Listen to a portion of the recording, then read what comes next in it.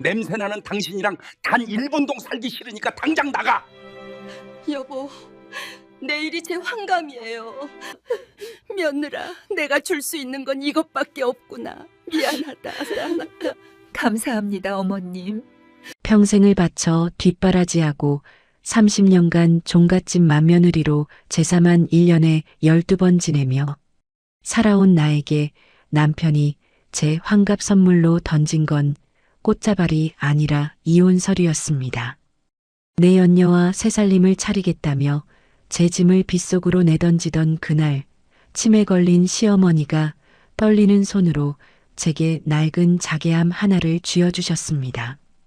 남편은 궁상맞게 그딴 쓰레기는 왜 챙기냐며 비웃고 침까지 뱉었지만 놈은 꿈에도 몰랐을 겁니다.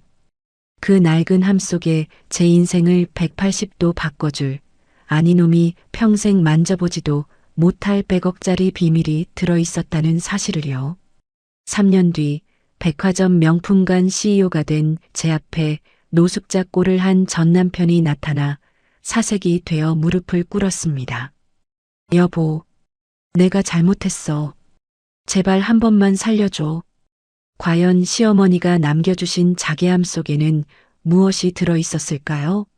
가장 비참했던 날 시작된 세상에서 가장 통쾌한 복수극, 시작 전 이 감동적인 이야기가 궁금하시다면 구독과 좋아요를 눌러주시고 어디서 듣고 계신지 댓글 남겨주시면 그곳으로 행복이 가득하시길 바라겠습니다. 장대비가 하늘에 구멍이라도 뚫린 듯 쏟아지는 밤이었습니다. 창문을 때리는 빗소리보다 더 날카로운 고함이 거실을 찢어놓고 있었죠. 내일이면 60번째 생일을 맞는 김영순의 앞에 생일상 대신 누런 서류 봉투가 거칠게 날아들었습니다. 박철수가 식탁을 주먹으로 쾅 내리치며 소리쳤습니다. 도장 찍어. 더는 긴 말하기 싫으니까 오늘 당장 정리해. 김영순이 떨리는 손으로 서류 봉투를 집어들며 울먹였습니다. 여보, 내일이 제 환갑이에요. 30년 넘게 산 부부인데 어떻게 하루아침에 이래요? 제가 뭘 그렇게 잘못했다고. 박철수가 넥타이를 거칠게 풀어헤치며 인상을 찌푸렸습니다. 환갑? 그게 뭐 대수야? 나 정년 퇴직하고 이제 좀 내 인생 즐기겠다는데 당신이 걸리적거리잖아. 미라랑 새 아파트 들어가려면 이 집 지금 당장 비워줘야 해. 당신한테 줄 위자료 같은 거 없으니까 몸만 나가. 김영순이 박철수의 바짓가랑이를 잡고 매달렸습니다. 여보, 이러지 마세요. 이 집 팔면 저는 갈 곳도 없어요. 어머니는요? 치매 걸린 어머니는 어떡하고요? 박철수가 김영순을 발로 차내며 비웃었습니다. 노인네 걱정은 당신이 할 거 없어. 싼 요양병원 알아봐뒀으니까 내일 그리로 보낼 거야. 당신은 당신 앞가림이나 해. 그때였습니다. 박철수의 눈에 거실 한 구석에 놓인 낡은 라탄 바구니가 들어왔습니다. 김영순이 밤마다 잠이 안 올 때면 헌 옷을 풀어 다시 뜨개질을 하던 바구니였죠. 그 안에는 김영순의 손때가 묻은 대바늘과 색색의 실뭉치가 들어 있었습니다. 박철수가 바구니를 향해 성큼성큼 걸어가며 소리쳤습니다. 내가 저거 꼴 보기 싫다고 몇 번을 말했어. 하루 종일 궁상맞게 실타래나 풀고 앉아있고 재수가 없으려니까. 박철수가 발길질로 바구니를 걷어찼습니다. 와르르. 바구니가 뒤집히며 실뭉치들이 거실 바닥으로 나뒹굴었습니다. 대나무로 된 대바늘이 우지끈 소리를 내며 부러졌죠. 김영순에게는 유일한 친구이자 위로였던 도구들이 쓰레기처럼 흩어졌습니다. 김영순이 비명을 지르며 바닥으로 기어갔습니다. 안 돼요. 이거 내 건데. 유일한 내 낙인데. 김영순이 부러진 바늘을 가슴에 품고 오열했습니다. 하지만 박철수는 아랑곳하지 않고 현관문을 활짝 열어젖혔습니다. 미리 대기하고 있던 건장한 남자 2명이 흙 묻은 신발을 신은 채 거실로 들이닥쳤습니다. 내연녀 이미라가 부른 용역 직원들이었습니다. 박철수가 턱짓으로 집안을 가리키며 명령했습니다. 싹 다 꺼내. 이 여편네 물건은 모조리 밖으로 던져버려. 직원들이 김영순의 옷장 문을 열고 옷가지들을 마구잡이로 꺼내 종량제 봉투에 쓸어 담기 시작했습니다. 그릇이 깨지는 소리, 가구가 끌리는 소리가 요란하게 울려 퍼졌습니다. 김영수는 직원들의 다리를 붙잡고 사정했습니다. 이러지 마세요. 제발요. 아직 나갈 준비도 안 됐는데. 직원이 김영순을 밀치며 짜증스럽게 말했습니다. 아줌마, 우리도 돈 받고 하는 일이니까 좋게 나갑시다. 사장님이 오늘 중으로 짐 다 빼라고 하셨어. 거실은 순식간에 난장판이 되었습니다. 김영수는 헝클어진 머리를 한 채 멍하니 주저앉아 있었습니다. 그때 안방 문이 끼익하고 열리더니 백발이 성성한 노인이 겁에 질린 표정으로 고개를 내밀었습니다. 시어머니 최옥분이었습니다. 최옥분이 덜덜 떨리는 손으로 문틀을 잡으며 중얼거렸습니다. 도둑. 도둑이냐? 철수야, 집에 도둑이 들었어. 박철수가 최옥분을 쳐다보지도 않고 소리쳤습니다. 엄마는 방에 들어가 있어. 나오지 마. 최옥분이 움찔하며 뒷걸음질 쳤습니다. 치매로 정신이 오락가락했지만 아들이 며느리를 내쫓고 자신마저 낯선 곳으로 보내려 한다는 공포감은 본능적으로 느낀 듯했습니다. 최옥분의 눈동자가 불안하게 흔들렸습니다. 김영순이 비틀거리며 일어나 최옥분에게 다가갔습니다. 그리고는 털썩 큰 절을 올렸습니다. 어머니, 죄송해요. 제가 못나서 어머니 끝까지 못 모셔요. 저 쫓겨나요, 어머니. 김영순의 눈물이 마룻바닥을 적셨습니다. 최옥분은 멍하니 엎드린 며느리를 내려다보았습니다. 초점 없던 최옥분의 눈에 순간적으로 맑은 기운이 스쳐 지나갔습니다. 최옥분이 잽싸게 몸을 돌려 장롱 깊숙한 곳을 뒤지기 시작했습니다. 최옥분이 비단 보자기에 쌓인 무언가를 꺼내 들고 김영순에게 다가왔습니다. 아가, 영순아. 일어나 봐라. 김영순이 눈물 범벅이 된 얼굴을 들었습니다. 어머니?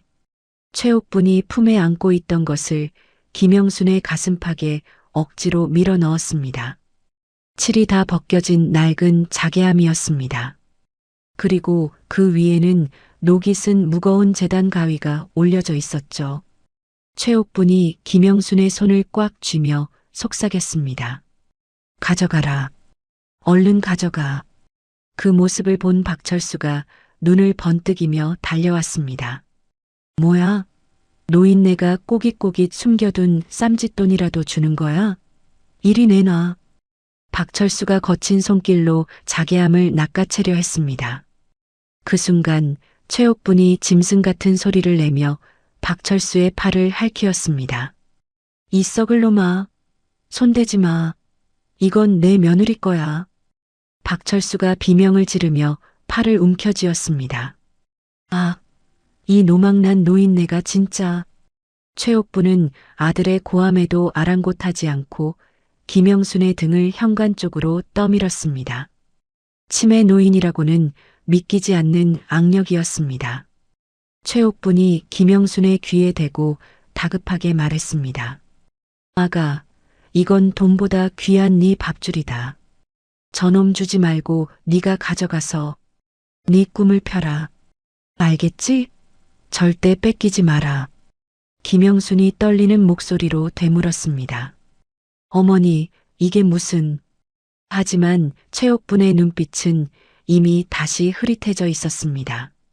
최옥분은 다시 벽을 보고 돌아누우며 어린아이처럼 웅얼거렸습니다. 배고파. 밥 줘. 직원들이 김영순의 짐이 담긴 박스를 현관 밖으로 내던졌습니다. 박철수가 현관문을 활짝 열고 김영순을 잡아 끌었습니다. 안 나가고 뭐해? 당장 꺼져. 박철수가 김영순의 등을 거칠게 밀쳤습니다. 김영순은 빗물이 흥건한 아파트 복도 바닥으로 내동댕이 쳐졌습니다. 품에 안은 자괴함이 바닥에 부딪히지 않게 하려고 김영순은 몸을 웅크려 충격을 온몸으로 받아냈습니다. 쿵! 현관문이 닫히는 소리가 천둥 소리처럼 울렸습니다. 곧이어 도어락이 잠기는 경쾌한 전자음이 들려왔습니다. 띠리릭.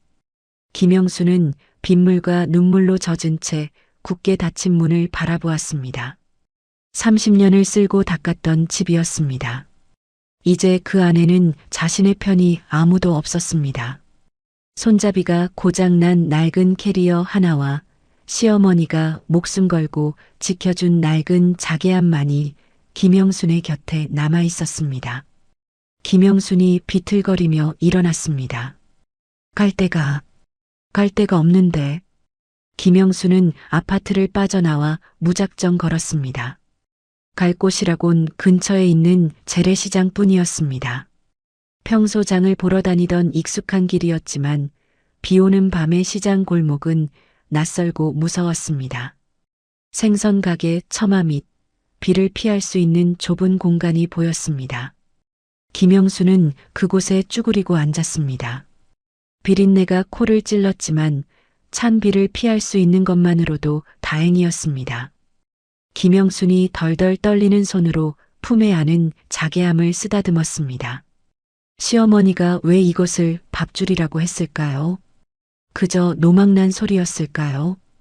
김영순이 젖은 옷소매로 자개함의 물기를 닦으며 혼잣말을 했습니다. 어머니, 저 이제 어떻게 살아요? 무서워요, 어머니. 빗줄기는 점점 더 거세졌고 화려하게 빛나는 아파트 단지의 불빛이 김영순의 초라한 모습 위로 그림자를 길게 드리웠습니다. 내일이면 환갑인 여자의 인생이 차가운 시장 바닥에서 다시 시작되려 하고 있었습니다. 시장통 뒷골목, 보일러도 들어오지 않는 단칸방의 새벽 공기는 얼음장처럼 차가웠습니다. 눅눅한 곰팡이 냄새가 코를 찌르는 방 한가운데 김영순이 젖은 옷을 말릴 새도 없이 앉아 있었습니다. 그녀의 무릎 위에는 어젯밤 시어머니가 목숨 걸고 지켜준 낡은 자개함이 놓여 있었죠. 김영순이 떨리는 손으로 자개함의 고리를 풀었습니다. 달칵! 경쾌한 소리와 함께 뚜껑이 열렸습니다. 김영순의 눈이 휘둥그레졌습니다. 이게 다 뭐람? 돈다발이나 금반지를 기대한 건 아니었지만 내용물은 너무나 뜻밖이었습니다. 함 안에는 윤기가 흐르는 붉은색, 푸른색 털실 뭉치 몇 개와 손잡이가 녹슨 재단 가위, 그리고 겉표지가 낡아 너덜너덜해진 가죽 노트 한 권이 들어있을 뿐이었습니다. 김영순이 실뭉치를 집어들며 중얼거렸습니다. 이건 그냥 실이 아니네. 솜털처럼 가볍고 따뜻한 게 아주 비싼 것 같은데. 김영수는 조심스럽게 가죽 노트를 펼쳤습니다. 누렇게 바랜 종이 위에는 꼼꼼한 필체가 빼곡했습니다. 첫 장에는 굵은 펜으로 쓴 글귀가 적혀 있었습니다. 1980년 파리의 붉은 노을을 기억하며 내 꿈을 여기에 묻는다. 김영순이 손으로 글씨를 쓰다듬으며 말했습니다. 어머니 글씨네. 파리. 어머니가 파리를 꿈꾸셨어? 장을 넘기자 알 수 없는 숫자와 배합표가 쏟아져 나왔습니다. 양파 껍질 3소목일 치자 이쪽 0.5 같은 염색 재료의 비율과 실을 꼬는 방향, 온도를 맞추는 법까지 상세하게 적혀 있었습니다. 단순한 뜨개질 도안이 아니었습니다. 세상에 없는 색을 만들어내는 5분만의 비밀 레시피였죠. 김영순이 노트를 가슴에 품고 흐느꼈습니다. 어머니, 평생 부엌에서 간장 종지만 나르시더니 이런 걸 가슴에 품고 사셨어요? 저한테 밥줄이라고 하신 게 이거였어요? 김영수는 눈물을 닦고 자리에서 벌떡 일어났습니다. 춥다고 웅크리고 있을 때가 아니었습니다. 김영순이 녹슨 가위를 손에 쥐며 다짐하듯 말했습니다. 해볼게요. 어머니가 못다한 꿈, 제가 한번 해볼게요. 이대로 굶어 죽을 순 없잖아요. 그날부터 김영수는 시장을 쏘다녔습니다. 한약방에 가서 소목과 치자를 사고 그릇가게에서 커다란 양은 냄비를 샀습니다. 좁은 단칸방은 곧 염색 공방으로 변했습니다. 보글보글 냄비에서 붉은 김이 피어올랐습니다. 김영수는 노트에 적힌 대로 시간을 재고 온도를 맞추며 실을 삶았습니다. 땀방울이 이마에 맺혀 턱으로 뚝뚝 떨어졌습니다. 손톱 밑이 붉게 물들고 손가락이 퉁퉁 부르텄지만 김영수는 멈추지 않았습니다. 김영순이 냄비 속에 실을 건져 올리며 탄성을 질렀습니다. 세상에, 이 색깔 좀 봐. 핏빛도 아니고 장미색도 아닌 게 꼭 저녁 노을 같네. 그것은 노트에 적힌 옥분 레드였습니다. 깊고 오묘한 붉은색이 단칸방의 어둠을 밝히는 듯 했습니다. 김영수는 젖은 실을 말리고 밤새 대바늘을 놀렸습니다. 시어머니의 도안을 요즘 유행에 맞게 조금 고쳐서 붉은색 카디건을 짜기 시작했죠. 한 코 한 코. 김영순의 손끝에서 예술 작품이 탄생하고 있었습니다. 며칠 뒤 김영수는 시장 구석 빈 점포 앞에 돗자리를 깔았습니다. 자신이 만든 니트와 수세미, 목도리 몇 개를 진열해 놓았죠. 지나가던 사람들이 힐끔거렸습니다. 시장을 보러 나온 뽀글머리 아주머니가 발길을 멈추고 물었습니다. 아줌마, 이 빨간 옷은 얼마요? 색깔이 참 곱네. 김영순이 자리에서 일어나 옷매무새를 다듬으며 공손하게 대답했습니다. 네, 손님. 이거 제가 직접 염색해서 뜬 건데 30만 원이에요. 캐시미어라서 아주 따뜻해요. 아주머니가 소스라치게 놀라며 뒷걸음질 쳤습니다. 뭐라고? 30만 원? 아이고, 아줌마가 정신이 나갔나 봐. 시장통에서 무슨 30만 원이야? 백화점도 아니고. 옆에 있던 다른 손님도 거들었습니다. 그러게 말이야. 다이소 가면 5천 원이면 사는 걸. 그리고 색깔이 너무 튀어서 촌스러워. 이걸 누가 입어? 손님들은 혀를 차며 자리를 떴습니다. 김영순의 얼굴이 화끈 달아올랐습니다. 아니에요. 입어보시면 달라요. 정말 좋은 실인데. 김영순의 목소리는 웅성거리는 시장 소음에 묻혀버렸습니다. 아침부터 저녁까지 단 한 벌도 팔리지 않았습니다. 찬 바람이 불어와 돗자리 위에 먼지만 날렸습니다. 같은 시각 공항 출국장. 박철수가 선글라스를 끼고 화려한 원피스를 입은 이미라의 허리를 감싸 안고 있었습니다. 두 사람의 곁에는 명품 로고가 박힌 여행 가방이 여러 개 놓여 있었죠. 이미라가 박철수의 볼을 꼬집으며 애교 섞인 목소리로 말했습니다. 자기야, 우리 진짜 가는 거야? 나 너무 설레. 박철수가 껄껄 웃으며 이미라의 어깨를 토닥였습니다. 그럼 내 퇴직금 다 털어서 가는 건데 제대로 놀다 와야지. 골프도 치고 맛있는 것도 먹고. 이미라가 문득 생각난 듯 물었습니다. 근데 어머니는 요양원 잘 들어가셨어? 나중에 딴소리 나오는 거 아니야? 박철수가 손을 휘휘 내저으며 귀찮다는 듯 대답했습니다. 아유, 걱정 마.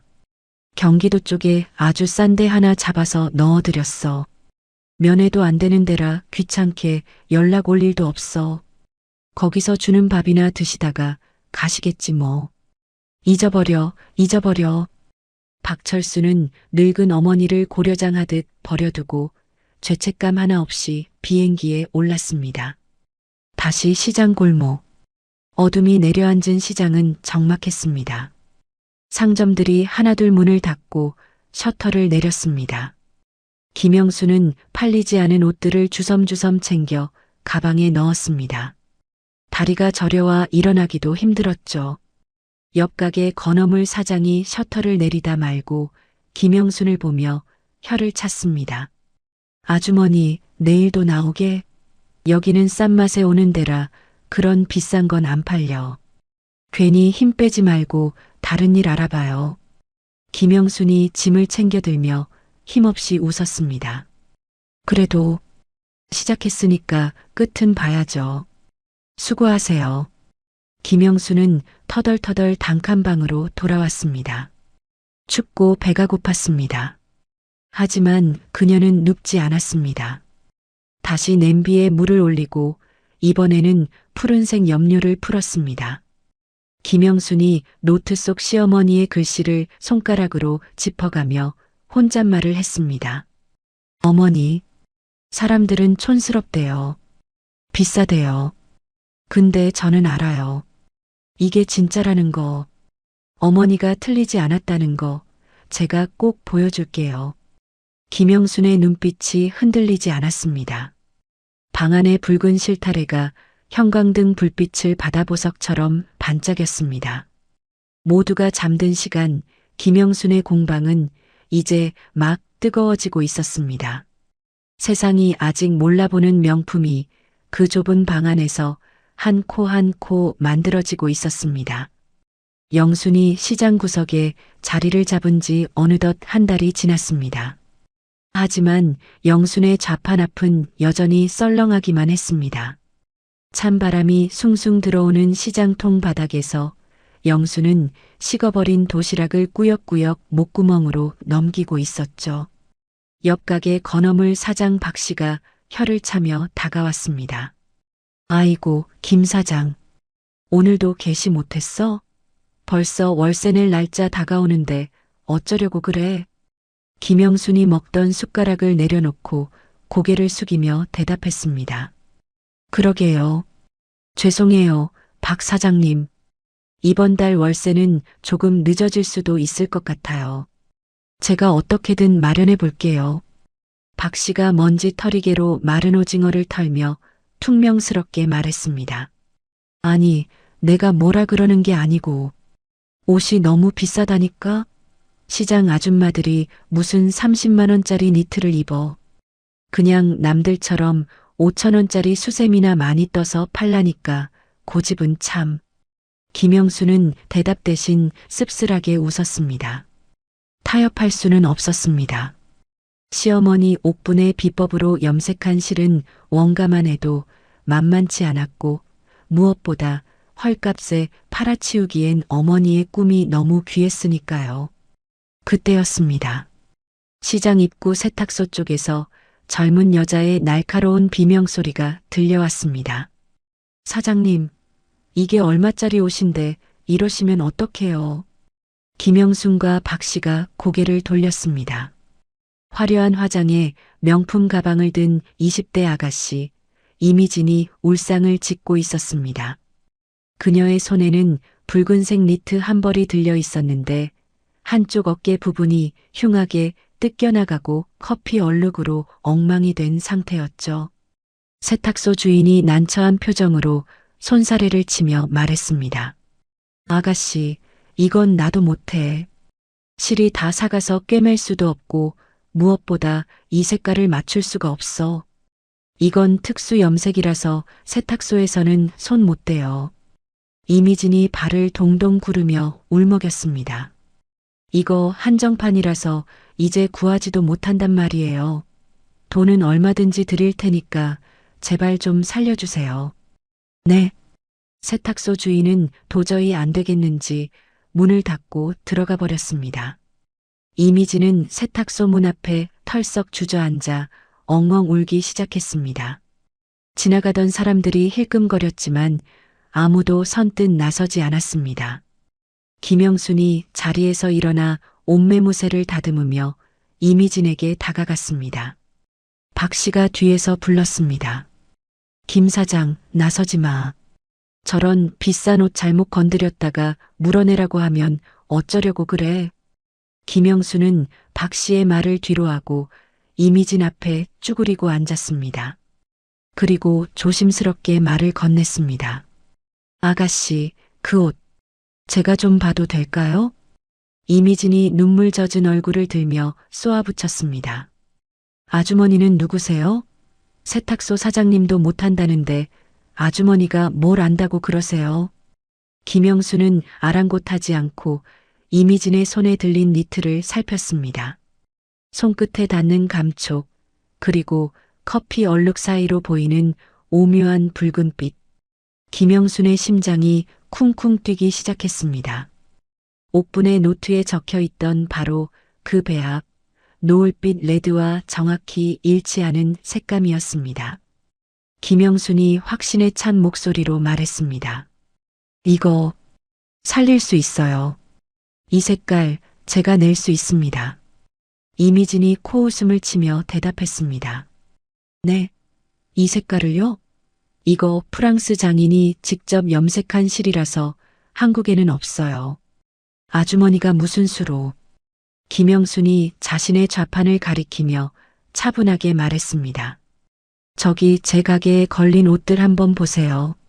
믿기지 않으면 안 맡기셔도 됩니다. 하지만 저한테 맡기시면 이 얼룩도 없애고 뜯어진 곳도 감쪽같이 메워드릴게요. 이미지는 반신반의하며 김영순의 좌판을 쳐다보았습니다. 그리고는 눈이 휘둥그레졌습니다. 낡고 초라한 좌판이었지만 그곳에 걸린 옷들에서 뿜어져 나오는 색감은 백화점 명품관에서도 본 적 없는 깊고 우아한 빛깔이었기 때문입니다. 이미진이 홀린 듯 일어나 김영순의 좌판으로 걸어갔습니다. 붉은색 카디건을 만져보던 이미진이 떨리는 목소리로 물었습니다. 이거 아주머니가 직접 만드신 거예요? 색감이 어떻게 이래요? 김영순이 미소 지으며 대답했습니다. 천연 재료로 직접 염색해서 뜬 겁니다.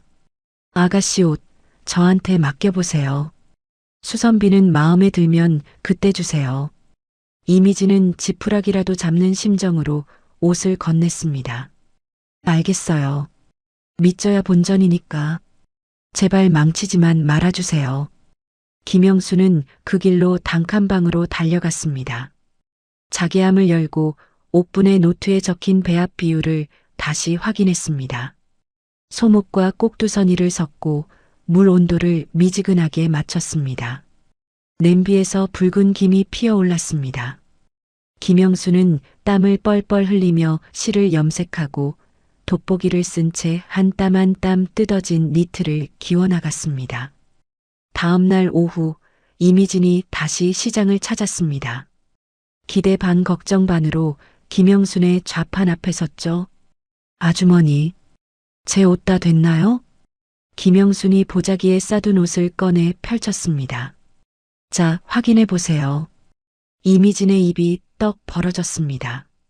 커피 얼룩이 있던 자리는 흔적도 없이 사라졌고 뜯겨나갔던 어깨 부분에는 원래 디자인보다 더 세련된 장미꽃 패턴의 자수가 놓여 있었습니다.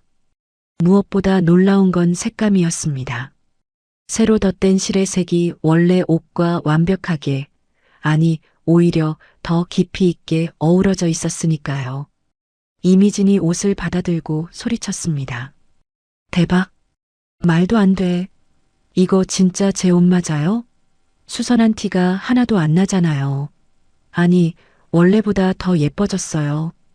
옆에서 지켜보던 건어물 사장 박 씨도 눈을 비비며 거들었습니다. 어잉? 그 걸레짝 같던 옷이 새 옷이 됐네? 김 사장 솜씨가 보통이 아니구만. 이미진이 지갑을 열어 5만 원짜리 지폐를 몽땅 꺼내 김영순의 손에 쥐어주었습니다. 사장님, 이건 수선비예요. 그리고 저기 걸린 카디건이랑 조끼도 다 주세요. 제가 다 살게요. 김영순이 손사래를 치며 말했습니다. 아이고, 수선비는 3만 원만 받으면 돼요. 이렇게 많이는 안 받습니다. 하지만 이미지는 막무가내였습니다. 아니에요. 이건 예술 작품이에요. 사장님, 제가 사진 좀 찍어도 되죠? 이미지는 그 자리에서 김영순이 작업하는 모습과 좌판에 걸린 옷들을 핸드폰으로 열심히 찍기 시작했습니다. 그녀는 팔로워가 수십만 명인 유명한 패션 인플루언서였습니다.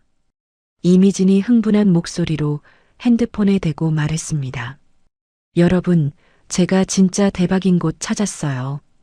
재래시장 구석에 한국의 샤넬이 숨어 있었다니까요. 이 색감 좀 보세요. 미쳤어요, 진짜. 이미지는 실시간으로 SNS에 사진과 글을 올렸습니다. 시장 구석에 숨은 색감 장인, 할머니 니트의 반란이라는 제목의 게시물은 올라가자마자 좋아요 숫자가 미친 듯이 올라가기 시작했습니다. 그날 밤 김영순의 낡은 피처폰이 쉴 새 없이 울려대기 시작했습니다. 모르는 번호로 문자가 빗발쳤습니다. 사장님, 그 빨간 니트 택배 되나요? 내일 아침에 가면 살 수 있나요? 주소가 정확히 어디예요? 김영수는 영문을 몰라 어리둥절했습니다. 하지만 그건 시작에 불과했습니다. 다음 날 아침 8시, 김영순이 평소처럼 낡은 수레에 짐을 싣고 시장 입구에 들어섰을 때였습니다. 평소라면 텅 비어 있어야 할 골목에 낯선 풍경이 펼쳐져 있었습니다. 화려한 옷을 입은 20대 아가씨들부터 고급 승용차를 타고 온 사모님들까지 수십 명의 사람들이 김영순의 빈 좌판 앞에 길게 줄을 서 있었던 겁니다. 건어물 사장 박 씨가 눈이 휘둥그레져서 달려왔습니다. 김 사장, 이게 다 무슨 난리야? 이 사람들이 다 김 사장 기다리는 손님들이래. 줄 서 있던 사람들 중 한 명이 김영순을 발견하고 소리쳤습니다. 저기 오신다. 사장님, 저 미진 언니 인스타그램 보고 왔어요. 사장님, 저도 그 빨간 카디건 짜주세요. 사람들이 김영순을 향해 우르르 몰려들었습니다. 김영순은 얼떨떨한 표정으로 짐수레를 꽉 잡았습니다. 차갑고 쓸쓸했던 시장 골목이 김영순의 등장과 함께 뜨거운 열기로 가득 차오르고 있었습니다. 김영순이 하늘을 올려다보며 속으로 중얼거렸습니다. 어머니, 보고 계세요? 사람들이 우리 옷을 찾아요. 김영순의 눈가에 맺힌 눈물이 아침 햇살을 바다보석처럼 빛났습니다. 바야흐로 옥분 레드의 기적이 시작되는 순간이었습니다. 밀려드는 주문 폭주에 김영순의 작은 단칸방은 발 디딜 틈조차 없었습니다. 쉴 새 없이 울려대는 전화벨 소리가 시장 골목의 아침을 깨웠습니다. 김영순 혼자서는 도저히 감당할 수 없는 물량이었습니다. 실을 염색하고 옷을 뜨고 포장해서 택배를 보내는 일까지 몸이 10개라도 모자랐죠. 김영순이 땀을 비오듯 흘리며 전화기를 붙잡고 사정했습니다. 네, 손님. 죄송해요. 지금 주문하시면 2주는 기다리셔야 해요. 네, 최대한 빨리 보내드릴게요. 전화를 끊자마자 또 다른 전화가 울렸습니다. 김영순이 한숨을 쉬며 이마에 땀을 훔칠 때였습니다. 드르륵 문이 열리더니 건어물 가게 박 사장이 씩씩거리며 들어왔습니다. 그의 손에는 낡은 장부가 들려 있었죠. 박 사장이 장부를 탁자 위에 탁 내려놓으며 소리쳤습니다. 아이고, 김 사장. 답답해서 내가 못 보겠어. 전화 받느라 옷은 언제 뜰 거야? 이리 줘봐. 박 사장은 김영순의 손에서 수화기를 낚아채더니 능숙하게 응대하기 시작했습니다. 예. 옥분내 니트입니다. 빨간 카디건이요? 사이즈가 어떻게 되시죠? 예, 입금 확인되셨고요. 김영순이 놀란 눈으로 쳐다보자 이번에는 생선가게 아주머니들이 우르르 몰려들어 왔습니다. 비린내 나는 앞치마를 벗어던지고 깨끗한 손으로 박스 테이프를 들고 있었죠. 생선가게 김씨 아줌마가 바닥에 앉으며 말했습니다. 우리가 포장은 기가 막히게 하잖아. 김 사장은 실이나 염색해. 송장은 우리가 붙일 테니까. 김영순이 울컥하며 말했습니다. 아니, 다들 장사는 어쩌시고요. 이러시면 제가 너무 죄송해서 박 사장이 전화를 받으며 퉁명스럽게 대꾸했습니다. 김 사장 가게에 손님이 줄을 서야 우리 가게 건어물도 하나씩 사가고 그러는 거지. 이게 다 상부상조야. 잔말 말고 옷이나 예쁘게 만들어봐. 시장통 사람들의 투박하지만 따뜻한 정이 김영순의 좁은 방을 가득 채웠습니다. 시장은 거대한 공방으로 변했습니다. 건어물 가게는 물류 창고가 되었고 생선 가게 아주머니들은 포장팀이 되었습니다. 김영수는 그 믿음직한 등 뒤에서 오직 옷에만 집중할 수 있었죠. 며칠 뒤 김영수는 구청으로 향했습니다. 정식으로 사업자 등록을 하기 위해서였습니다. 상호명을 적는 란 앞에서 김영수는 잠시 망설였습니다. 펜을 쥔 손에 힘이 들어갔습니다. 어머니 덕분이에요. 김영수는 꾹꾹 눌렀었습니다. 옥분핸드형 시어머니 최옥분과 며느리 김영순의 이름을 나란히 올린 세상에서 가장 특별한 브랜드의 탄생이었습니다. 수익금이 통장에 쌓이자마자 김영순이 가장 먼저 달려간 곳은 백화점이 아닌 은행이었습니다. 현금을 두둑이 찾은 김영순은 택시를 잡아타고 경기도 외곽으로 향했습니다. 박철수가 시어머니를 버렸다는 그 무허가 요양원이었죠. 도착한 요양원은 산속 깊은 곳에 있는 컨테이너 건물 같았습니다. 입구에서부터 퀴퀴한 지린내와 곰팡이 냄새가 진동했습니다. 김영순은 코를 막으며 관리실 문을 벌컥 열었습니다. 김영순이 날선 목소리로 물었습니다. 최옥분 할머니 어디 계세요? 며느리 됩니다. 관리인은 텔레비전을 보며 건성으로 대답했습니다. 최옥분, 저기 끝방에 가봐요. 근데 식사 시간 아니면 면회 안 되는데. 김영수는 관리인의 말을 무시하고 복도를 뛰었습니다. 끝방 문을 열자 훅 끼쳐오는 악취에 숨이 턱 막혔습니다. 햇빛 한 점 들지 않는 좁은 방, 여러 명의 노인이 짐짝처럼 누워있는 침대 구석에 뼈만 앙상하게 남은 최옥분이 웅크리고 있었습니다. 김영순이 비명을 지르며 달려갔습니다. 어머니 저 왔어요. 영순이 왔어요. 최옥분은 며느리의 목소리도 알아듣지 못한 채 허공만 응시하고 있었습니다. 기저귀를 언제 갈았는지 모를 축축한 이불, 욕창이 생겨 짓무른 등 김영순의 가슴이 찢어지는 듯 했습니다. 김영순이 이불을 걷어내며 울부짖었습니다. 세상에, 사람을 이렇게 만들어놔? 이 천벌 받을 놈들. 소란을 듣고 달려온 원장이 인상을 찌푸리며 소리쳤습니다. 아니, 보호자분, 여기서 이러시면 안 됩니다. 밀린 병원비나 내고 데려가든지 하세요. 김영순이 가방에서 현금 봉투를 꺼내 원장의 얼굴에 집어 던졌습니다. 돈 가져라. 다 가져. 내 어머니 몸에 털끝 하나라도 더 건드리면 내가 당신들 가만 안 둬. 경찰에 신고해서 싹 다 문 닫게 할 거야. 봉투에서 5만 원권 지폐들이 우수수 쏟아졌습니다. 원장은 돈을 줍느라 정신이 없었고 김영수는 그 틈에 최옥분을 업었습니다. 깃털처럼 가벼운 무게에 김영수는 또 한 번 목이 메었습니다. 어머니 가요. 이제 집에 가요. 제가 늦어서 죄송해요. 김영수는 최옥분을 서울의 시설 좋은 요양병원 VIP 병동으로 모셨습니다. 깨끗이 목욕을 시켜드리고 자신이 직접 짠 보드라운 내복을 입혀드렸죠. 따뜻한 햇살이 들어오는 창가 침대에 누운 최옥분의 표정이 한결 편안해 보였습니다. 한편 같은 시각, 강남의 한 오피스텔, 박철수는 머리를 감싸 쥐고 바닥을 구르고 있었습니다. 아, 이게 뭐야? 마이너스 90%가 말이 돼? 내 돈, 내 퇴직금.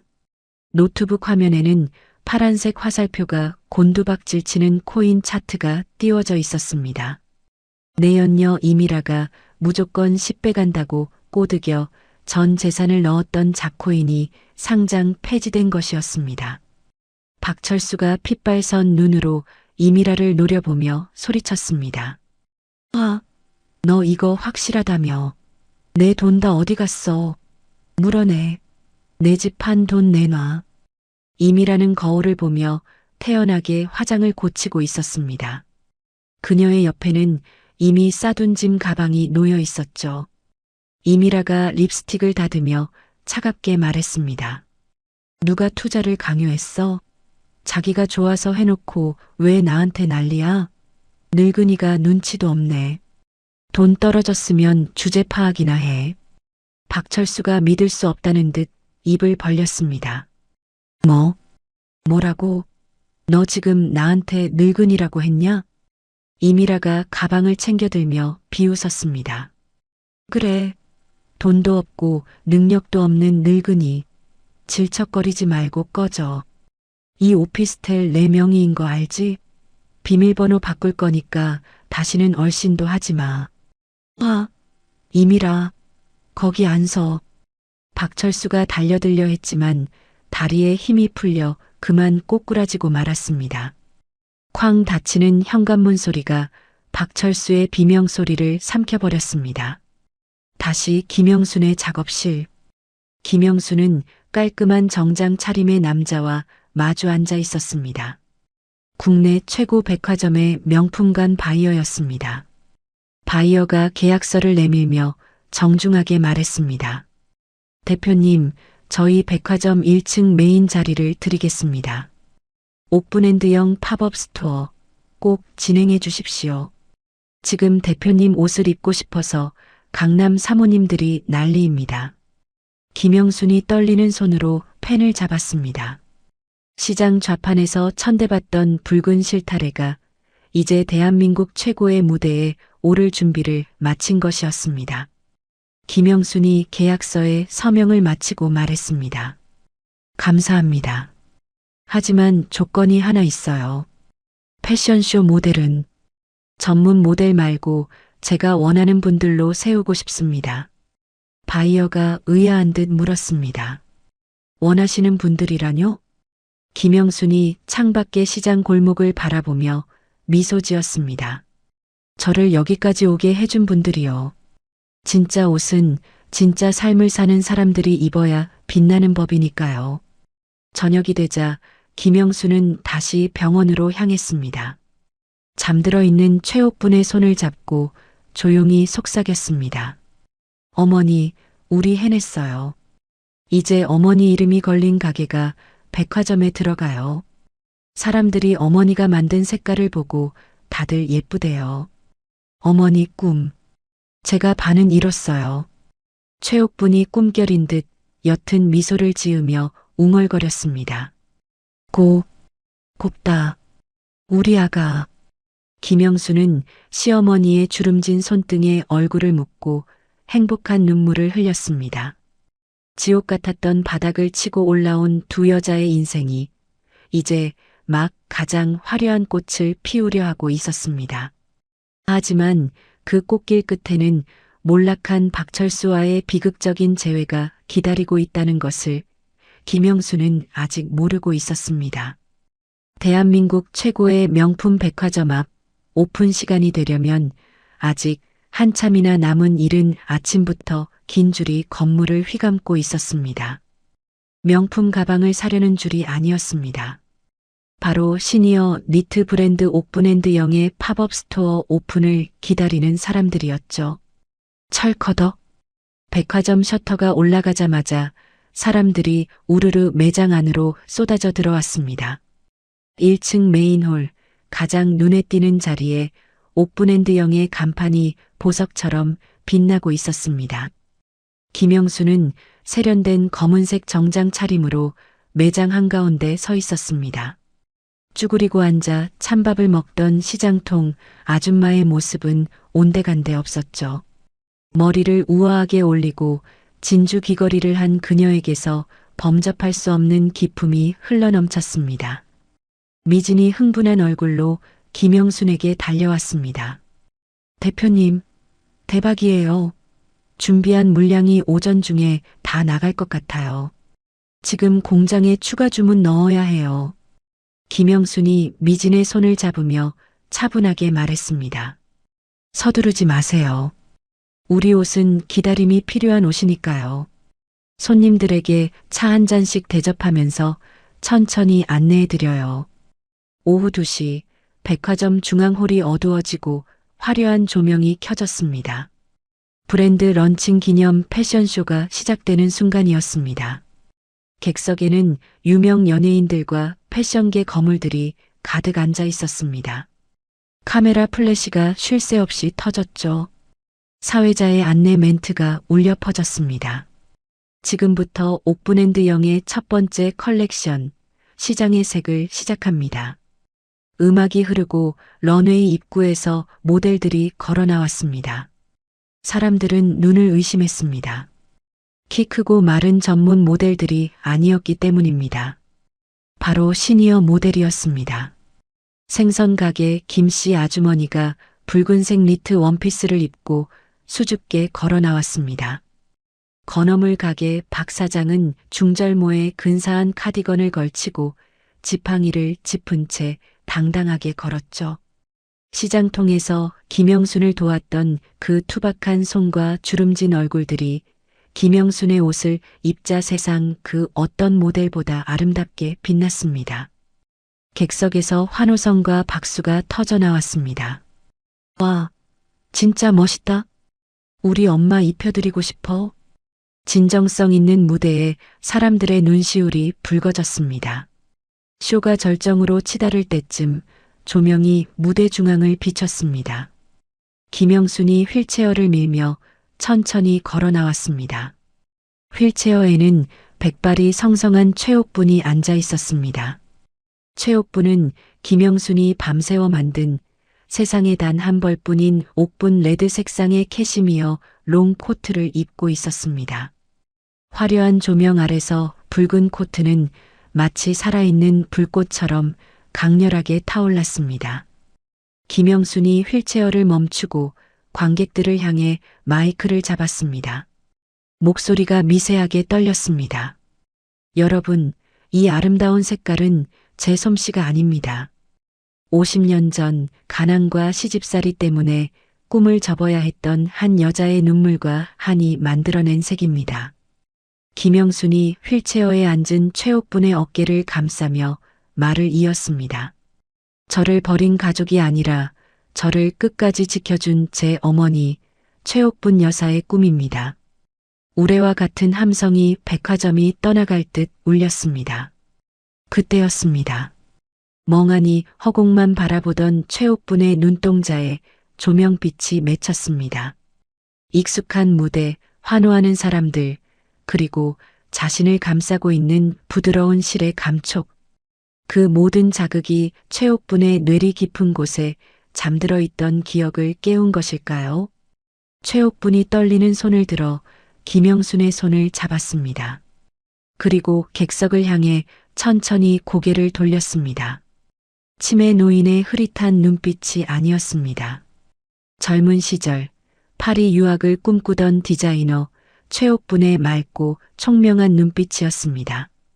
최옥분이 마이크에 대고 쉰 목소리로 입을 열었습니다. 내 아들은 나를 버렸습니다. 장내가 순식간에 물을 끼얹은 듯 조용해졌습니다. 김영순이 놀라서 시어머니를 쳐다보았습니다. 어머니? 최옥분이 김영순을 올려다보며 또렷하게 말했습니다.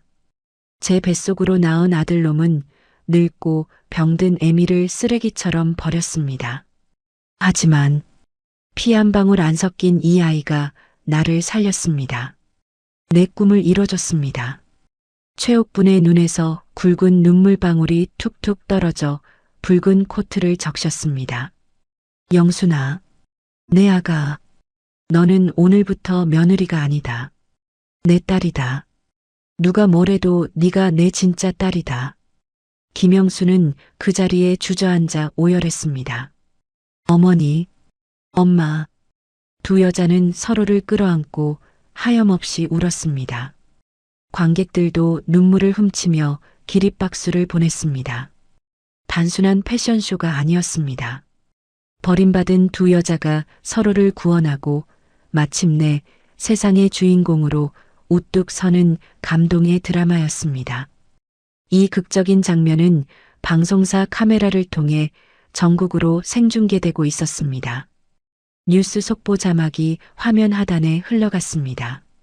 화제의 브랜드 옥브랜드형, 시어머니와 며느리의 기적 같은 인생 역전. 같은 시각, 서울역 근처의 허름한 찜질방. 박철수는 며칠째 씻지 못해 떡진 머리에 구멍난 러닝셔츠 차림으로 식당 구석에 처박혀 있었습니다. 그의 앞에는 다 불어터진 컵라면 하나가 놓여 있었죠. 내 연녀에게 전 재산을 뜯기고 쫓겨난 뒤 그에게 남은 건 주머니 속 동전 몇 개뿐이었습니다. 박철수가 젓가락으로 라면 면발을 휘적거리며 멍하니 텔레비전을 올려다보았습니다. A씨, 재미없게 뉴스만 나오고 지랄이야. 채널을 돌리려던 박철수의 손이 허공에서 딱 멈췄습니다. 화면 가득 잡힌 클로즈업 샷. 너무나 익숙한 얼굴이었습니다. 저거. 박철수가 눈을 비비고 다시 화면을 들여다봤습니다. 세련된 정장을 입고 환하게 웃고 있는 여자, 김영순이었습니다. 그리고 그 옆 휠체어에 앉아 우아하게 손을 흔드는 노인, 자신이 요양원에 버렸던 어머니 최옥분이었습니다. 박철수가 덜덜 떨리는 손으로 컵라면을 엎어버렸습니다. 아, 뜨거워. 아니, 이게 뭐야? 엄마, 영순이? 뜨거운 국물이 허벅지에 쏟아졌지만 박철수는 고통도 잊은 채 텔레비전 앞으로 기어갔습니다. 화면 하단에 자막이 떴습니다. 매출 100억 신화, K니트의 여왕 김영순 대표. 박철수의 입이 떡 벌어졌습니다. 100억? 저게 다 돈이야? 저 사람들이 입고 있는 게 내가 발로 찼던 그 뜨개질이라고? 뉴스 앵커의 멘트가 박철수의 귀에 비수처럼 꽂혔습니다. 네, 시어머니가 며느리를 친딸로 선언하는 감동적인 순간이었습니다. 두 분의 성공 스토리, 정말 영화가 따로 없네요. 박철수의 얼굴이 시뻘겋게 달아올랐습니다. 질투와 후회, 그리고 탐욕이 뒤섞인 감정이 뱃속에서부터 치밀어 올랐습니다. 박철수가 화면 속 김영순을 향해 삿대질을 하며 고래고래 소리를 질렀습니다. 아, 김영순, 네가 어떻게 나한테 이럴 수 있어. 내가 네 남편이야. 저 돈 다 내 거라고. 주변에 있던 사람들이 인상을 찌푸리며 욕을 했습니다. 아저씨, 조용히 좀 해요. 미쳤나 봐, 진짜. 박철수는 바닥을 치며 울부짖었습니다. 내가 버린 게 쓰레기가 아니라 황금이었어. 으악. 박철수는 머리카락을 쥐어뜯으며 괴로워했습니다. 자신이 걷어찼던 낡은 바구니, 자신이 내던졌던 늙은 어머니, 그 모든 것이 사실은 자신의 인생을 바꿔줄 로또였다는 사실을 너무 늦게 깨달은 것입니다. 박철수의 눈에 도끼가 서렸습니다. 안 돼. 이대로는 억울해서 못 살아. 다시 찾아올 거야. 내가 남편인데 지가 어쩔 거야? 반은 내놔야지. 그렇고 말고. 박철수가 비틀거리며 찜질방을 나섰습니다. 그의 뒷모습은 초라했지만 눈빛만은 탐욕으로 번들거리고 있었습니다. 가장 화려한 조명 아래 선 김영순과 가장 어두운 밑바닥으로 떨어진 박철수. 두 사람의 운명이 다시 한번 충돌하려 하고 있었습니다. 방송이 나간 후 며칠 뒤 백화점 팝업 스토어의 열기는 고스란히 영순의 본점인 시장 매장으로 이어졌습니다. 옥브랜드형 매장 앞은 아침부터 전국에서 찾아온 손님들로 북새통을 이루고 있었죠. 고급 승용차에서 내린 사모님들과 스마트폰을 든 젊은 아가씨들이 뒤섞여 번호표를 받고 기다리는 진풍경이 벌어졌습니다. 매장 안에서는 직원들이 쉴 새 없이 옷을 포장하고 계산하느라 정신이 없었습니다. 어서 오세요. 예약하신 분 이쪽으로 안내해 드릴게요. 그때였습니다. 향긋한 커피 향과 섬유 유연제 냄새가 감돌던 매장 입구 쪽에서 악취가 풍겨왔습니다. 며칠은 씻지 않은 듯한 시큼한 땀 냄새와 퀴퀴한 술 냄새가 섞인 고약한 냄새였죠. 손님들이 코를 막으며 양옆으로 갈라졌습니다. 그 길 한가운데로 남루한 등산복 차림의 슬리퍼를 질질 끄는 남자가 나타났습니다. 덥수룩한 수염에 휑한 눈, 바로 박철수였습니다. 매장 입구를 지키던 아르바이트생이 당황하며 막아섰습니다.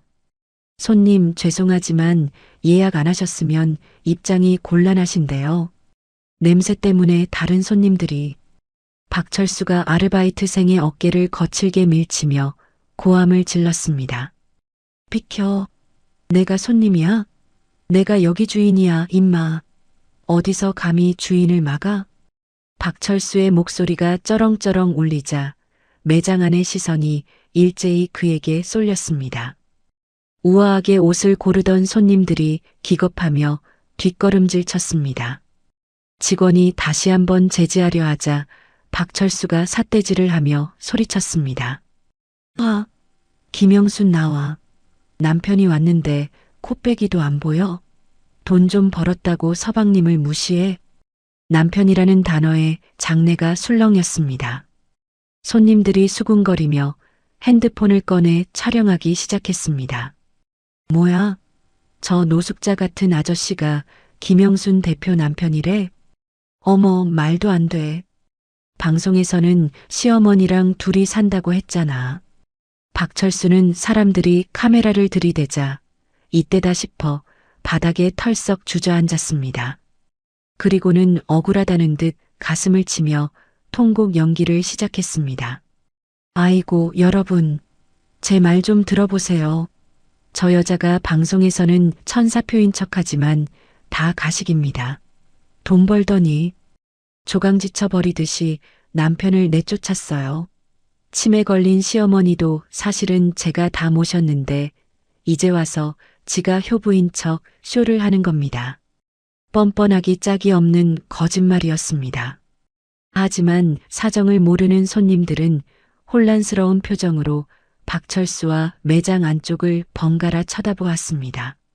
브랜드 이미지에 먹칠을 하려는 박철수의 치졸한 수작이었죠. 그때 매장 한쪽에서 라이브 방송을 하던 미진이 참다 못해 나섰습니다. 미진이 카메라를 박철수에게 들이대며 쏘아붙였습니다. 아저씨, 지금 무슨 헛소리를 하시는 거예요? 영순 대표님이 쫓겨날 때 제가 다 봤는데 아저씨가 내 연녀랑 살겠다고 내쫓았잖아요. 시어머니 요양원에 버린 것도 아저씨잖아요. 박철수가 당황하여 벌떡 일어났습니다. 뭐야? 너 그때 그 꼬맹이냐? 이게 어디서 어른한테 눈을 불하려. 박철수가 미진에게 달려들려 하자 주변에 있던 손님들이 비명을 질렀습니다. 야, 경찰 불러요. 박철수는 이판사판이라는 듯 진열대를 향해 돌진했습니다. 그가 팔을 휘두르자 마네킹에 걸려있던 수십만 원짜리 고급 니트들이 바닥으로 곤두박질 쳤습니다. 이깟 옷이 뭐라고. 이게 다 내 돈으로 만든 거야. 내 집 판 돈 내놔. 박철수가 바닥에 떨어진 붉은색 카디건을 발로 짓밟았습니다. 옥분에 피땀이 서린 영순이 밤새워 만든 그 귀한 옷이 박철수의 더러운 슬리퍼 밑에서 뭉개지고 있었습니다. 미진이 옷을 뺏으려 하자 박철수가 미진을 거칠게 밀쳤습니다. 저리 안 꺼져? 이것도 다 부숴버릴 거야. 와장창. 진열장이 넘어지며 거울이 박살났습니다. 매장은 순식간에 아수라장이 되었습니다. 소식을 들은 건어물 가게 박 사장과 시장 상인들이 빗자루와 대걸레를 들고 달려왔습니다. 이봐, 당신 여기서 뭐 하는 짓이야? 박 사장이 소리치자 박철수는 다시 바닥에 드러누워 배를 까뒤집었습니다. 소위 말하는 배째라는 식이었죠. 못 나가. 이 여자 재산 반은 내 거라고. 내가 이 가게 지분 절반을 받기 전까진 한 발자국도 안 움직여. 상인들도 섣불리 건드리지 못하고 씩씩거리고만 있을 때였습니다. 또각또각 소란스러운 매장에 차가운 구두 굽소리가 울려 퍼졌습니다. 깨진 유리 조각을 밟으며 걸어오는 사람, 김영순이었습니다. 그녀는 2층 집무실에서 CCTV로 이 모든 상황을 지켜보고 있었죠. 하지만 그녀의 얼굴에는 당황이나 분노 대신 서늘한 냉기만이 감돌고 있었습니다. 김영순이 등장하자 웅성거리던 손님들이 조용해졌습니다. 바닥에 누워있던 박철수가 슬그머니 눈을 떴습니다. 세련된 정장 차림의 영순이 자신을 내려다보고 있었습니다. 자신이 알던 부엌에서 쭈그리고 앉아 밥을 먹던 그 초라한 아내가 아니었습니다. 박철수가 벌떡 일어나 영순의 바짓가랑이를 잡으려 했습니다. 태도가 180도 돌변했죠. 여보, 영순아, 나야, 당신 철수. 아이고, 내가 잠시 미쳤었나 봐. 우리 다시 잘해보자, 응? 박철수의 손이 영순의 옷깃에 닿으려던 찰나였습니다.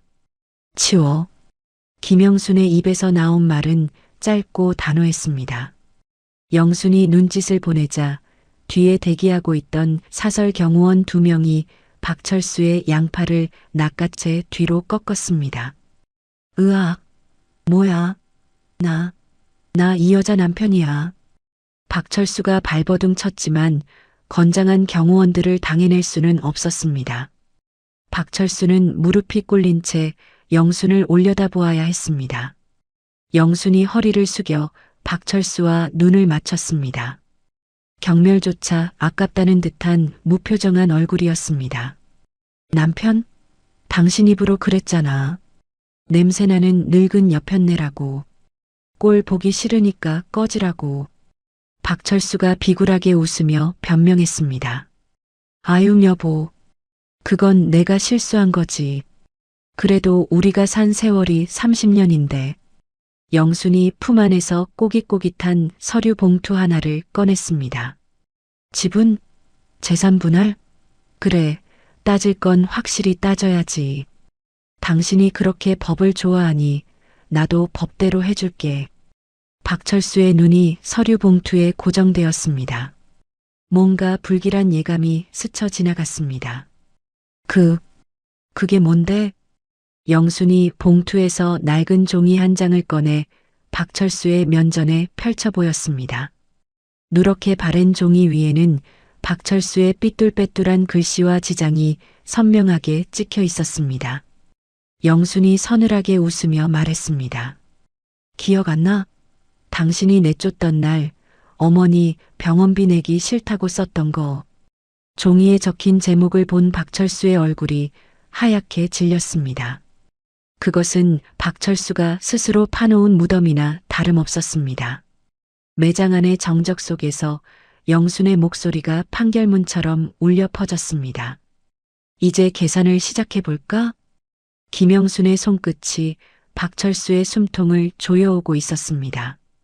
난장판이 된 매장 한가운데 승자와 패자의 위치는 이미 완벽하게 뒤바뀌어 있었습니다. 매장 안에는 숨막히는 정적이 감돌았습니다. 바닥에 무릎을 꿇은 박철수는 영순이 꺼낸 누런 서류 봉투에서 눈을 떼지 못했습니다. 그의 등줄기로 식은 땀이 한 방울 흘러내렸습니다. 영순이 봉투에서 낡은 종이 한 장을 꺼내 박철수의 코앞에 흔들며 차갑게 물었습니다. 왜? 눈이 침침해서 잘 안 보여? 내가 읽어줄까? 영순이 종이를 쫙 펼쳤습니다. 그것은 박철수가 이혼 도장을 찍던 날 짐짝처럼 느껴지던 치매 노모와 푼돈 한 푼 없는 아내를 떼어내기 위해 직접 썼던 각서였습니다. 영순이 또렷한 목소리로 각서 내용을 읽어내려갔습니다. 위자료 및 재산분할 포기 각서. 또한 본인 박철수는 모친 최옥분에 대한 모든 부양 의무를 포기하며 모친 소유의 가재도구 및 상속 지분 일체를 처 김영순에게 양도한다. 영순이 종이를 박철수의 얼굴에 툭 던지며 비웃었습니다. 기억나지? 어머니 똥오줌 받아내기 싫어서, 요양병원비 내기 싫어서 당신 손으로 쓰고 지장까지 찍었잖아. 어머니가 가진 건 다 쓰레기니까 나보고 치우라며? 박철수의 얼굴이 흙빛으로 변했습니다.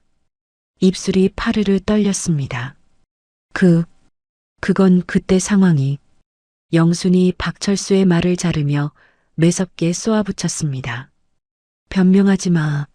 당신이 쓰레기라고 버린 그 짐 속에 어머니가 평생 목숨 걸고 지킨 염색 비범 노트가 있었어. 이 브랜드의 핵심 기술이 바로 거기서 나왔다고. 그러니까 법적으로나 도의적으로나 당신 지분은 먼지 한 톨만큼도 없어. 박철수는 말문이 막힌 듯 뻐끔거렸습니다. 하지만 이대로 물러설 수는 없다는 듯 억지로 목소리를 높였습니다. 그래도 내가 옥분 여사 친아들이잖아. 피가 물보다 진한데 어떻게 남남인 내가 다 가질 수가 있어? 이건 무효야. 내가 소송 걸면 너도 골치 아플걸? 뻔뻔함이 극에 달한 박철수의 말에 구경하던 손님들이 혀를 찼습니다. 영수는 기가 차다는 듯 헛웃음을 지었습니다. 소송? 그래, 좋아. 영순이 카운터에 있는 직원에게 눈짓을 보냈습니다. 직원이 버튼을 누르자 매장 곳곳에 설치된 고성능 스피커에서 조금 전 박철수가 난동을 부릴 때 녹음된 목소리가 쩌렁쩌렁 울려 퍼졌습니다. 박철수의 목소리가 매장을 가득 채우자 박철수는 귀를 틀어막으며 비명을 질렀습니다. 꺼. 당장 안 꺼. 영순이 팔짱을 끼고 서늘하게 말했습니다. 들었지? 당신 입으로 다 자백했네. 조강지쳐버리고 어머니 유기한 페류나라고. 이 녹음 파일이랑 CCTV 영상 그리고 저 각서까지 법원에 제출하면 판사가 누구 손을 들어줄까? 박철수는 그제야 사태 파악이 된 듯 바닥에 넙죽 엎드렸습니다. 자존심이고 뭐고 다 내팽개친 비굴한 모습이었습니다. 여보, 영순아, 내가 잘못했어. 내가 잠시 돈에 눈이 멀어서 미쳤었나 봐. 한 번만 용서해줘. 우리 좋았잖아. 응? 내가 앞으로 평생 속죄하며 살게. 제발 신고만 하지 말아줘. 박철수가 영순의 구두를 붙잡고 울먹였습니다. 하지만 영순은 눈 하나 깜짝하지 않았습니다. 오히려 더러운 벌레가 닿았다는 듯 발을 뒤로 뺐습니다. 좋았던 적? 당신한테는 있었는지 몰라도 나한테는 지옥이었어. 속죄? 당신 같은 사람은 감옥 가서 하는 게 속죄야. 그때 매장 밖에서 요란한 사이렌 소리가 들려왔습니다. 곧이어 제복을 입은 경찰관 2명이 인파를 해치고 들어왔습니다. 신고받고 왔습니다. 무슨 일입니까? 영순이 흐트러짐 없는 자세로 경찰관에게 다가갔습니다. 이 사람입니다. 업무방해, 재물손괴, 그리고 모욕죄로 현행범 신고합니다. 증거는 여기 다 있습니다. 영순이 녹음 파일이 담긴 USB와 깨진 진열장, 짓밟힌 옷들을 가리켰습니다. 경찰관들이 박철수의 양팔을 거칠게 낚아채 일으켜 세웠습니다. 박철수 씨, 당신을 현행범으로 체포합니다. 변호사를 선임할 수 있고. 박철수가 경찰관의 손을 뿌리치려고 발버둥 쳤습니다. 이거 안 나? 나 이 여자 남편이야. 부부 싸움 좀 한 거라고. 여보, 말 좀 해봐. 영수는 경찰관에게 고개를 숙여 인사했습니다. 수고가 많으십니다. 법대로 엄벌에 처해주세요. 합의는 절대 없습니다. 안 돼. 영순아, 한 번만 봐줘. 나 감옥 가기 싫어. 으악. 박철수는 짐승처럼 울부짖으며 질질 끌려나갔습니다. 그의 비명소리가 매장 밖 시장 골목까지 울려 퍼졌습니다. 매장 밖에는 소식을 듣고 달려온 시장 상인들이 잔뜩 모여 있었습니다. 건어물 가게 박 사장의 손에는 굵은 소금이 가득 담긴 빨간 바가지가 들려 있었죠. 생선 가게 아주머니들도 고무장갑을 낀 채 씩씩거리고 있었습니다. 박철수가 경찰차에 태워지려는 순간 박 사장이 소리쳤습니다. 에이, 퇴. 인면수심도 유분수지. 지가 버린 마누라가 성공하니까 이제 와서 숟가락을 얹으려 해? 옛다 소금이나 먹어라. 촥! 박 사장이 힘껏 뿌린 굵은 소금이 박철수의 얼굴과 몸에 우수수 쏟아졌습니다. 옆에 있던 생선 가게 아주머니들도 질세라 소리쳤습니다. 다시는 우리 시장에 얼씬도 하지 마. 한 번만 더 오면 그땐 생선 썩은 물을 부어버릴 테니까. 천벌 받을 놈. 상인들의 야유와 욕설이 빗발쳤습니다. 박철수는 소금 범벅이 된 채 고개도 들지 못하고 경찰차 뒷좌석에 구겨지듯 태워졌습니다. 이잉. 경찰차가 경광등을 번쩍이며 시장 골목을 빠져나갔습니다. 박철수의 모습이 사라질 때까지 상인들은 분이 안 풀리는지 씩씩거렸습니다. 매장 안은 다시 조용해졌습니다. 바닥에는 깨진 유리 조각과 짓밟힌 옷들, 그리고 박철수가 흘리고 간 더러운 눈물 자국만이 남아 있었습니다. 놀란 손님들은 아직도 웅성거리고 있었죠. 영순이 헝클어진 머리를 매만지고 손님들 앞으로 걸어나갔습니다.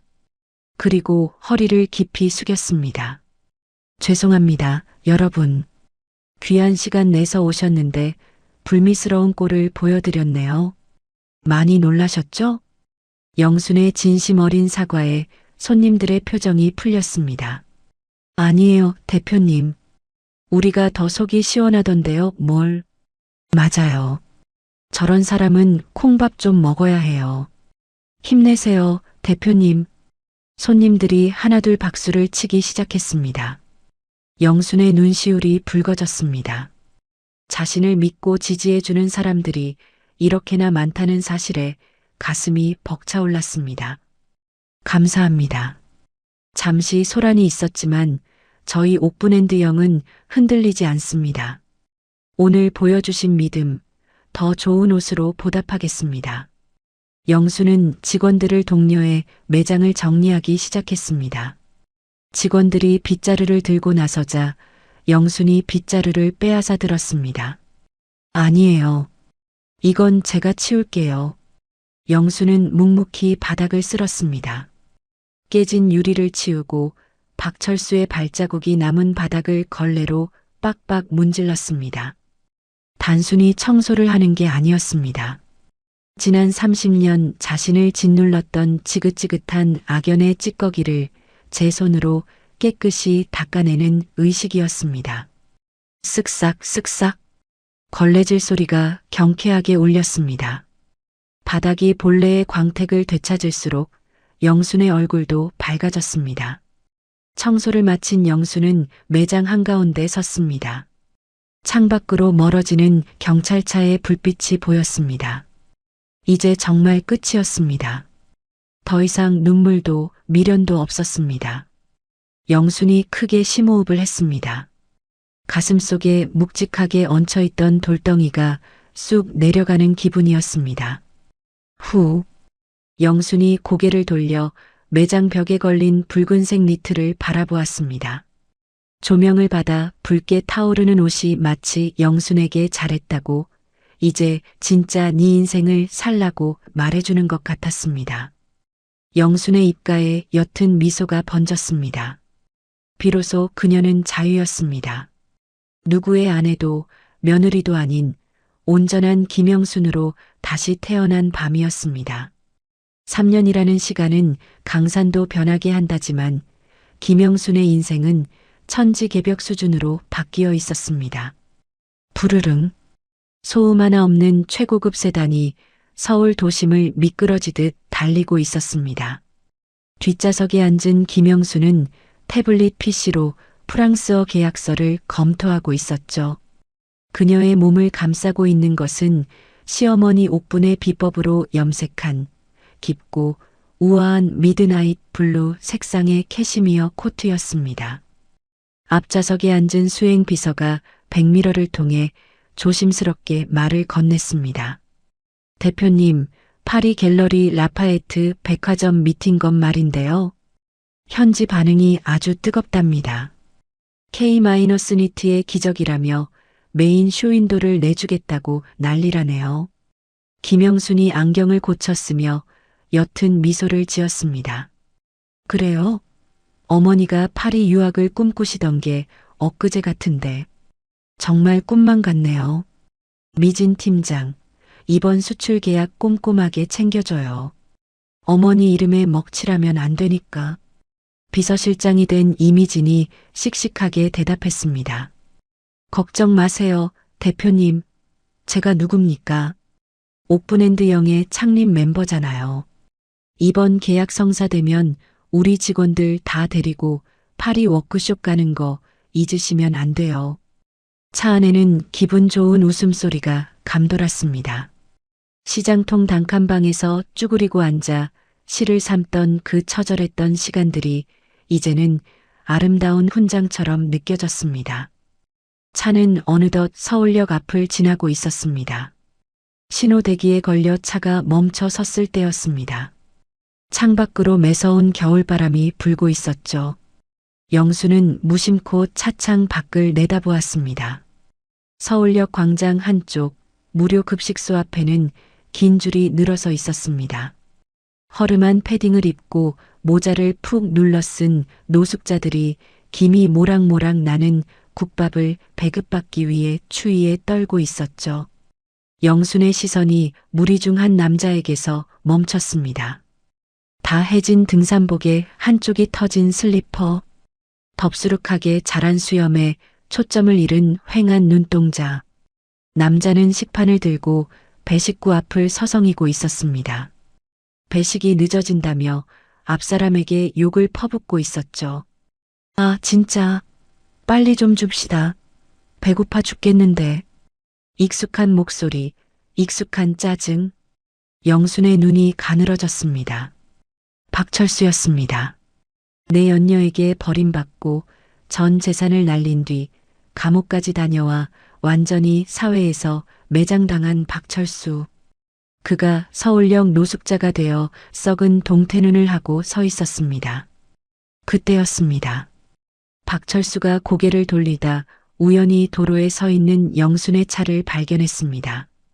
검은색 세단은 흔했지만 뒷좌석 창문이 살짝 내려가 있어 영순의 얼굴이 보였던 겁니다. 박철수의 눈이 휘둥그레졌습니다. 식판을 든 손이 부들부들 떨렸습니다. 영순이? 박철수는 믿을 수 없다는 듯 눈을 비볐습니다. 3년 전 자신이 쫓아냈던 초라한 아내는 온데간데 없고 귀부인 같은 자태의 여자가 자신을 내려다보고 있었으니까요. 박철수가 무의식적으로 차를 향해 한 발짝 다가갔습니다. 여보, 나야. 나 좀 봐줘. 하지만 박철수는 더 이상 다가가지 못했습니다. 차 유리에 비친 자신의 모습이 너무나 비참했기 때문입니다. 떡진 머리, 때 묻은 옷, 냄새나는 몸뚱어리. 감히 저 깨끗한 차 근처에 얼씬도 할 수 없는 시궁창 쥐가 된 자신을 자각한 것이죠. 박철수는 고개를 푹 떨궜습니다. 수치심과 후회가 밀려와 얼굴이 화끈거렸습니다. 차라리 영순이 자신을 못 보고 지나가길 바랄 뿐이었습니다. 운전기사가 백미러로 영순의 시선을 느꼈는지 물었습니다. 대표님 아는 사람이십니까? 자꾸 이쪽을 쳐다보는데. 창문 올려드릴까요? 영수는 잠시 박철수의 정수리를 바라보았습니다. 30년을 함께 살았던 남자.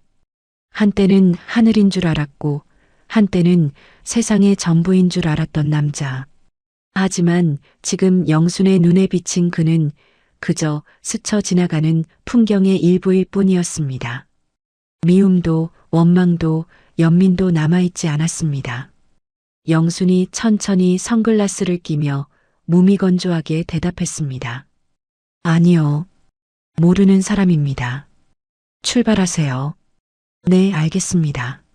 차가 부드럽게 출발했습니다. 영수는 뒤도 돌아보지 않았습니다.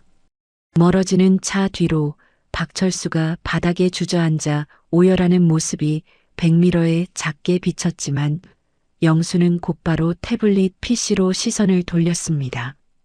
그녀에게는 검토해야 할 서류가, 만나야 할 바이어가, 그리고 지켜야 할 네 사람들이 더 중요했으니까요. 그때 영순의 핸드폰이 진동했습니다.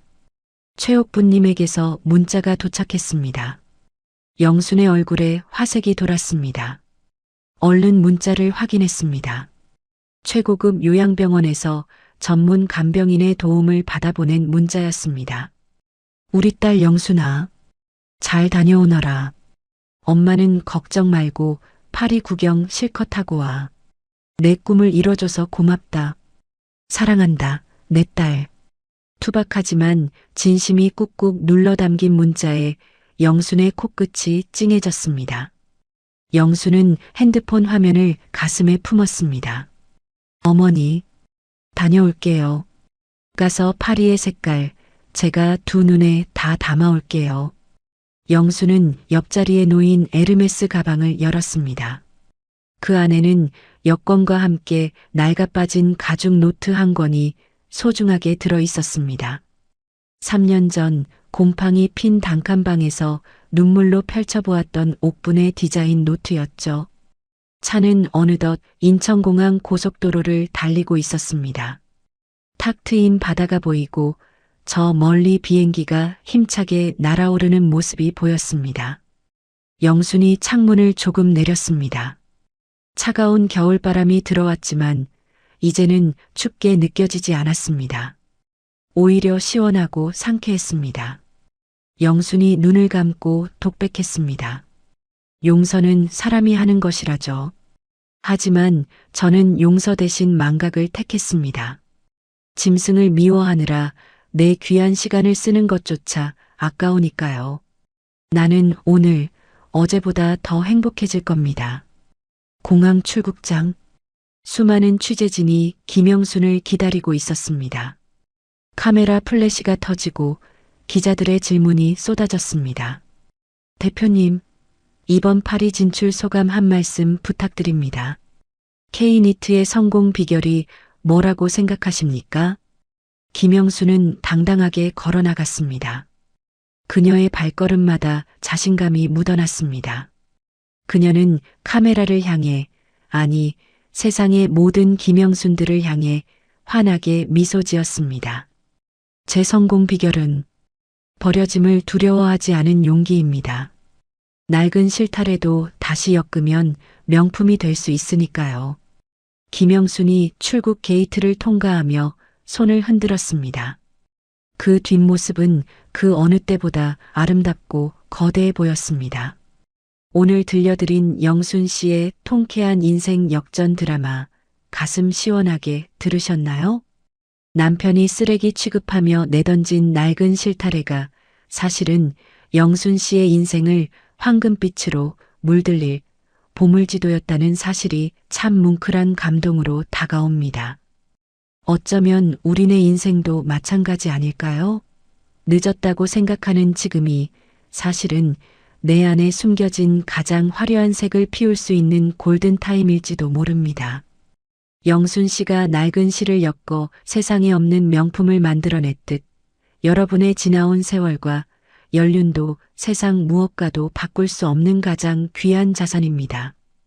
부디 오늘 밤은 나를 아프게 했던 기억들은 저 멀리 던져버리시고 영순 씨처럼 당당하고 우아하게 웃는 꿈 꾸시길 바랍니다. 당신은 누군가의 아내나 며느리이기 이전에 그 자체로 가장 빛나는 주인공이니까요. 이야기를 끝까지 들어주신 분이 계시다면 잘 들었다고 댓글 하나만 남겨주세요. 감사합니다.